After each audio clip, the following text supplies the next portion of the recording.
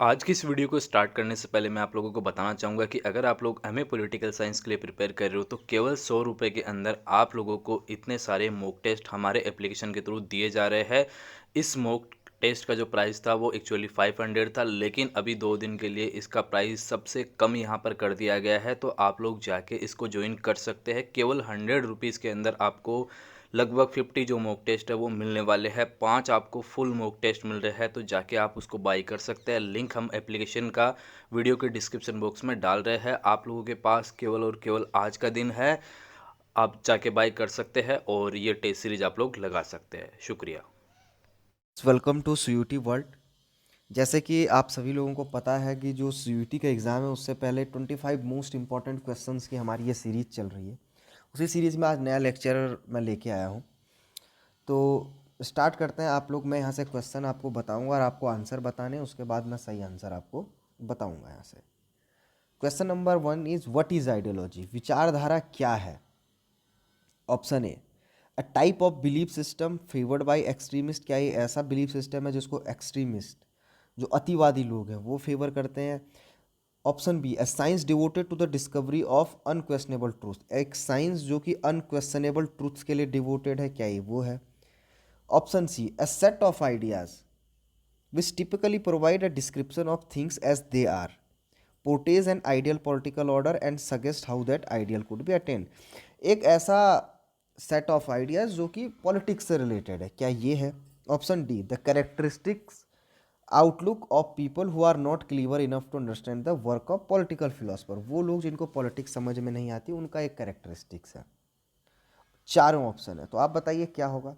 तो right answer would be option C, ideology is a set of idea, जैसे कि आप लोगों ने पढ़ा भी होगा।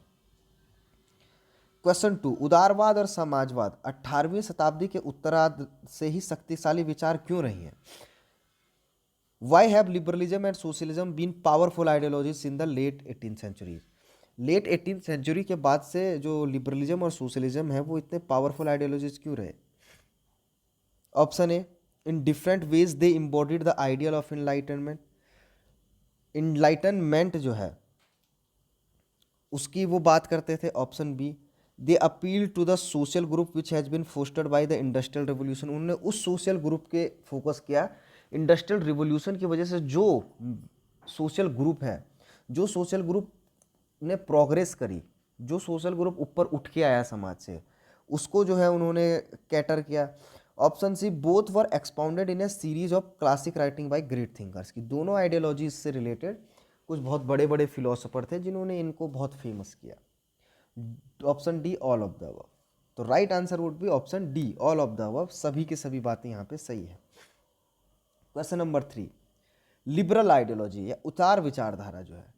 Option A, it was invented in the 18th century to serve interest of British Liberal Party. जो ब्रिटिश लिबरल पार्टी है उसके इंटरेस्ट को सर्व करने के लिए बनाई गई। Option B, it was developed as a hostile response to the emergence of industrial capitalism. जो इंडस्ट्रियल कैपिटलिज्म है उसके रिस्पॉन्स में ये बनाई गई थी। Option C, it compromise between socialism and conservatism. समाजवाद और कंजर्वेटिज्म के बाद रूढ़िवाद के बीच का एक कॉम्प्रोमाइज के रूप में ये आया। Option D, it is a long establish creed which focused on individual freedom. ये एक लॉन्ग एस्टेब्लिश्ड लोगों की जो है क्रीड है जो कि इंडिविजुअल फ्रीडम पे फोकस करते हैं। तो सिंपल है, लिबरल पार्टी के लिए भी नहीं निकला, कैपिटलिज्म का भी ये सपोर्टर है, खिलाफ नहीं है, ये भी गलत है। सोशलिज्म तो इसके बाद आया, तो इसका ऐसा भी नहीं हो सकता कि सोशलिज्म के कारण आया हो। तो option number D would B correct, कि ऐसे लोगों का समूह है कि जो इंडिविजुअल फ्रीडम पे बहुत ज़्यादा फोकस करते हैं। Question number 4, classical liberalism began to question in the late 19th century mainly because. कि जो शास्त्रीय उदारवाद था, क्लासिकल लिबरलिज्म था, 19वीं शताब्दी में उस पर क्यों प्रश्न उठाए जाने लगे? Option A, British Liberal Party in steep was in steep decline. British जो लिबरल पार्टी है वो डिक्लाइन कर रही थी। Option B, the industrial revolution had generated widespread poverty and social problems. Industrial revolution जो है इसने बहुत ज़्यादा पॉवर्टी और सोशल प्रॉब्लम्स जो है जनरेट किए थे। Option C, political thinkers were anxious to strike a compromise with socialism. Political thinker जो है वो समाजवाद से जो है बहुत एंक्सियस हो गए थे। ठीक है। Option number D, in practice it had led to excessive state intervention. कि इसने स्टेट इंटरवेंशन को जन्म दिया, स्टेट बहुत ज़्यादा इंटरवीन करने लगा। तो देखिए लिबरल पार्टी से तो इसका कोई मतलब है ही नहीं आइडियोलॉजी का। वहीं आप देखो स्टेट इंटरवेंशन की भी ये बात नहीं करता है। तो क्या है, जो इंडस्ट्रियल रेवोल्यूशन है उसने बहुत ज़्यादा पोवर्टी और सोशल प्रॉब्लम को जन्म दिया, इसी कारण से लोग इस पे सवाल उठाने लगे। ठीक है, question number 5, who is the best known political thinker who defined ideology in negative terms. कौन सा इनमें से थिंकर है जो कि आइडियोलॉजी को नेगेटिव टर्म में बात करता है, मतलब आइडियोलॉजी के विरोध में जो बातें करता है वो कौन सा थिंकर है। Option A Friedrich Nietzsche, option B Joseph Schumpeter, option C Karl Marx, option D Rosa Luxemburg, option D Rosa Luxemburg. तो कार्ल मार्क्स जो थिंकर है वो आइडियोलॉजी को फॉल्स कॉन्शियसनेस कहते हैं और नेगेटिव टर्म्स में करते हैं। तो right answer would be C. Question number 6, विकासवादी समाजवाद क्यों विकसित हुआ, जो इवोल्यूशनरी सोशलिज्म है वो क्यों विकसित हुआ। Option A, some of Marx prediction about social development had not been verified in practice. Marx जो भी सोशल डेवलपमेंट की बात करता था वो प्रैक्टिस में नहीं थे। Option B, socialists grew more nervous about the prospect of violent revolution. Socialist जो है वो कि वायलेंट रिवोल्यूशन का जो वो था उनको अच्छा नहीं लगा। Option C, universal suffrage had removed all grievances of working class. Working class की सारी समस्याएं ही खत्म हो गई, इसलिए एवोल्यूशनरी सोशलिज्म आया। Option number D, the Soviet Union had utterly discredit Marx ideas. Soviet Union की वजह से मार्क्स की जो आइडियाज है वो बहुत ज़्यादा जो है बदनाम हो गए। इनमें से क्या सही होगा। तो ऐसा तो नहीं है कि सोवियत यूनियन की वजह से सब कुछ ही खत्म हो जाए, लोग करें ही नहीं मार्क्सिज्म पे बिलीव, ना ही ऐसा हुआ कि सबकी प्रॉब्लम सॉल्व हो गई। पर क्या हुआ कि जो मार्क्स की प्रिडिक्शन थी कि ये होगा, इसलिए रिवोल्यूशन, वायलेंट रिवोल्यूशन होना जरूरी है, वो जो है नहीं हुआ। ठीक है, वो नहीं हुआ। तो क्या हुआ, जब वो चीज़ें नहीं हुई तो इस वजह से क्या हुआ, इस वजह से जो है लोगों ने इवोल्यूशनरी सोशलिज्म पे भरोसा करना शुरू किया, वो उसका विकास। तो right answer would be option number A. Question number 7, the socialist view of human nature assume that. मानव स्वभाव के बारे में समाजवादी दृष्टिकोण क्या मानता है। Human beings are easily led. Option number B, human beings are naturally competitive होते हैं। Option number C, human beings are driven by envy, एक दूसरे के खिलाफ एनवी से जो है प्रेरित रहते हैं। Option D, human character is affected by circumstances. तो right answer would be D, कि कोई एक नेचर नहीं है इंसान का, जैसा सर्कमस्टेंसेस होगा वैसा उसका नेचर होगा। जो अपर क्लास का है उसका नेचर उस हिसाब का होगा, जो लोअर वर्किंग क्लास का है उसका नेचर वैसा होगा। क्वेश्चन नंबर 8, कैरेक्टरिस्टिकली कंजर्वेटिव सार, जो रूढ़िवादी हैं वो क्या है। They are oppose to rationalism, तर्क के खिलाफ वो होते हैं। Option B, they are supportive of the tried and trusted in preference to the experimental. जो ट्राइड ट्रस्टेड जो है हमारे कल्चर चला आ रहा है उस पर ज़्यादा भरोसा करते हैं बजाय नई चीज़ों के। Option C, they are selfish, individualistic and materialistic. Option D, all of the above. तो इसका आंसर होगा बी, कि वो जो ट्रायल एंड टेस्टेड समाज की जो इंस्टीट्यूशन है उन पे ज़्यादा भरोसा करते हैं, कुछ नए के पे आजमाने से बढ़िया। ठीक है, ना ही वो सेल्फिश होते हैं ना ही वो रैशनलिज्म के खिलाफ होते हैं। तो ऑप्शन बी सही होगा। Question number 9, why is it difficult to conceive of nationalism as an ideology like liberalism और सोशलिज्म। जैसे लिबरलिज्म और सोशलिज्म आइडियोलॉजी है वैसे ही नेशनलिज्म एक आइडियोलॉजी क्यों नहीं है। Option A, it advocates are driven by emotion rather than reason. इसके जो सपोर्टर हैं वो इमोशन पे ज़्यादा भरोसा करते हैं, रीजन पे नहीं।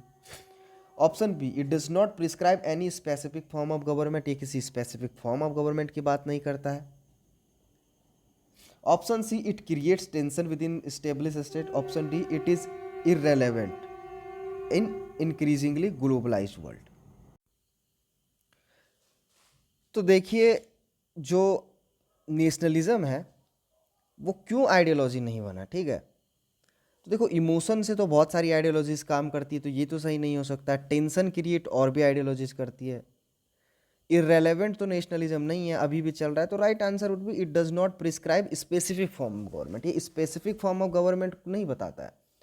लिबरलिज्म अपनी तरह से बताता है, सोशलिज्म अपनी तरह से बताता है। हर आइडियोलॉजी का एक सिस्टम ऑफ गवर्नमेंट है कि कैसे चले, ठीक है, system.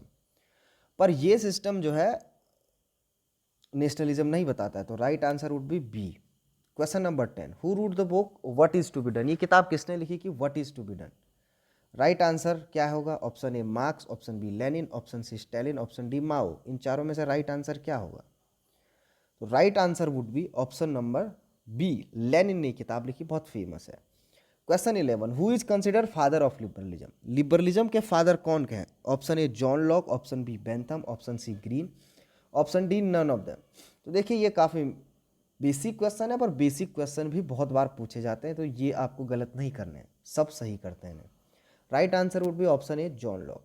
Question number 12, who is consider father of utilitarianism? उपयोगितावाद के जनक कौन है? Option A John Locke, option B Bentham, option C Green, option D none. Right answer would be option B Bentham. Bentham है यूटिलिटेरियनिज्म के father. ठीक है। Question number 13, who is related to positive liberalism? सकारात्मक उदारवाद से related कौन से thinker है? Option A John Locke, option B Bentham, option C Green, option D none of them. सकारात्मक उदारवाद टी.एच. ग्रीन इससे रिलेटेड है, काफी इंपॉर्टेंट क्वेश्चन है ये भी। Question number 14, who gave the theory of historical materialism?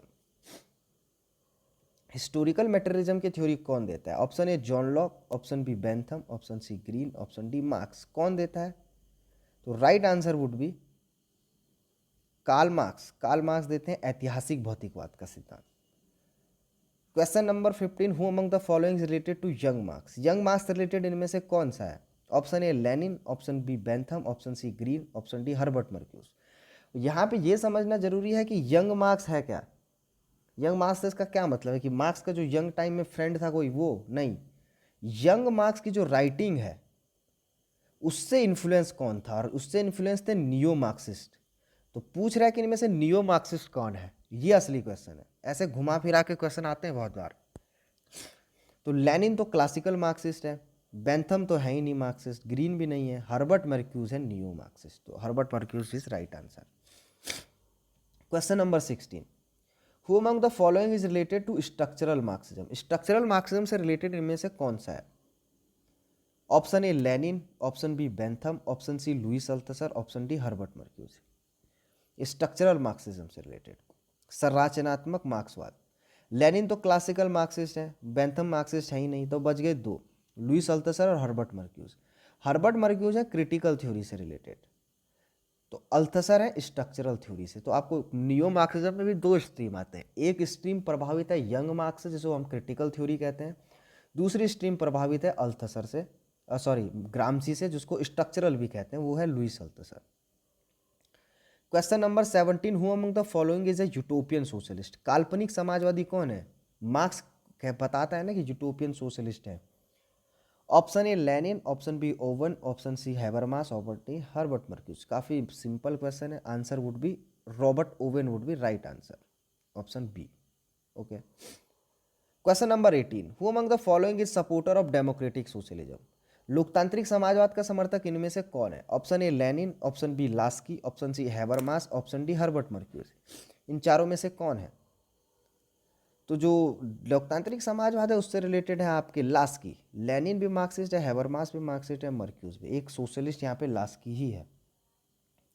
Right answer would be option B.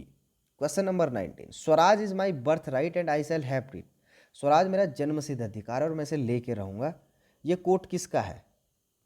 Tilak option A, Nehru option B, Vivekananda option C, Ghadar party option D. Right answer would be Tilak. Tilak का एक quote है।